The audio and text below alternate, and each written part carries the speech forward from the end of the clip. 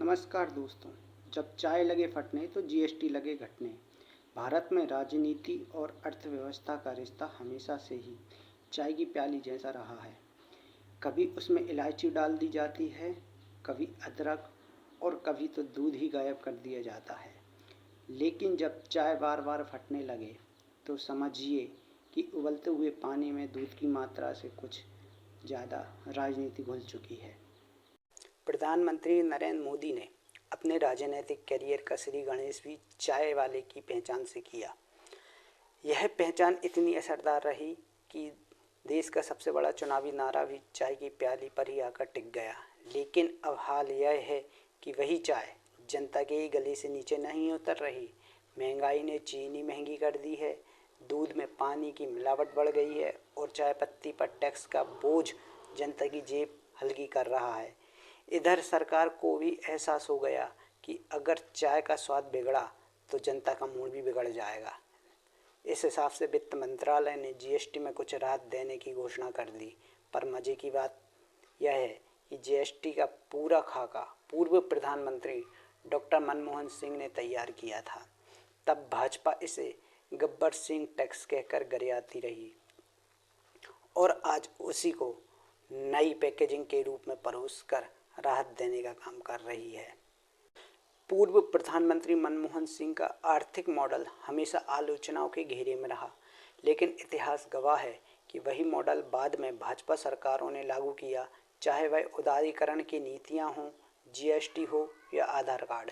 पहले जमकर विरोध, फिर जनता को समझाकर समर्थन और अंत में सत्ता में आकर वही योजना अपनाना।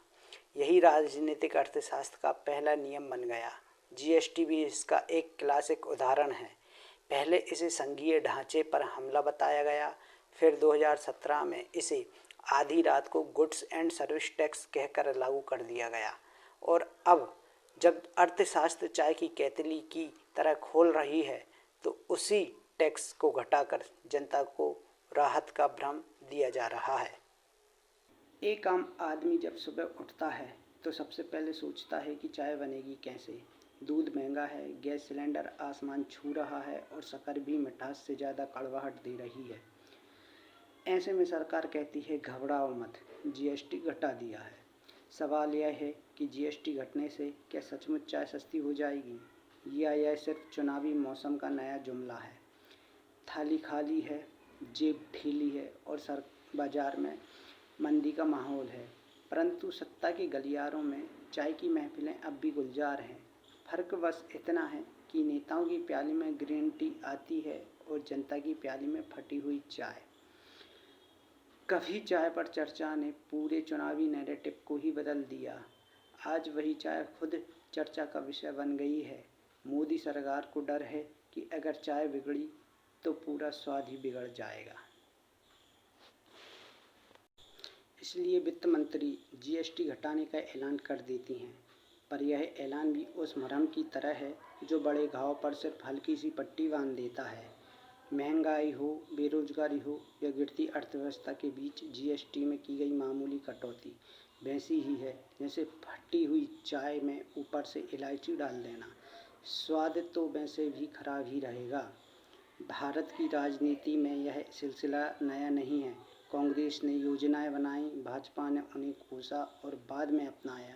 अंतर बस इतना है कि कांग्रेस इन्हें नीति कहती थी और भाजपा उन्हें जुमला बनाकर पेश करती रही। हाल यह है कि जनता सोच रही है कि अगर पहले ही मनमोहन सिंह के प्लान को सही से लागू कर लिया जाता तो शायद हमारी चाय इतनी न फटती। पर राजनीति में स्वाद बदलने का जिम्मा कभी जनता को दिया ही नहीं गया। जनता तो वही है जो चाय पीते पीते अपना पेट जलाती है और फिर भी अगले चुनाव में उसी प्याली को दोबारा उठाकर चख लेती है। चाय लगे फटने, जीएसटी लगे घटने, यह सिर्फ एक तंज नहीं है बल्कि आज के भारत का आर्थिक चित्रण है। मनमोहन सिंह की योजनाएं हों या मोदी का चाय वाला ब्रांड, दोनों ही जनता की रसोई में घुसते हैं। फ़र्क इतना है कि एक ने नींव रखी थी और दूसरे ने उस नींव पर अपनी चाय की दुकान सजा दी। लेकिन अगर चाय बार बार फटती रही तो ना जीएसटी घटाने से स्वाद सुधरेगा और ना ही जुमलों से पेट भरेगा। आप लोगों से विनम्र अपील है, अगर मेरा ये वीडियो आपको पसंद आए तो मेरे वीडियो को लाइक करें और कमेंट में अपनी राय ज़रूर दें। साथ ही मेरे चैनल को सब्सक्राइब ज़रूर करें।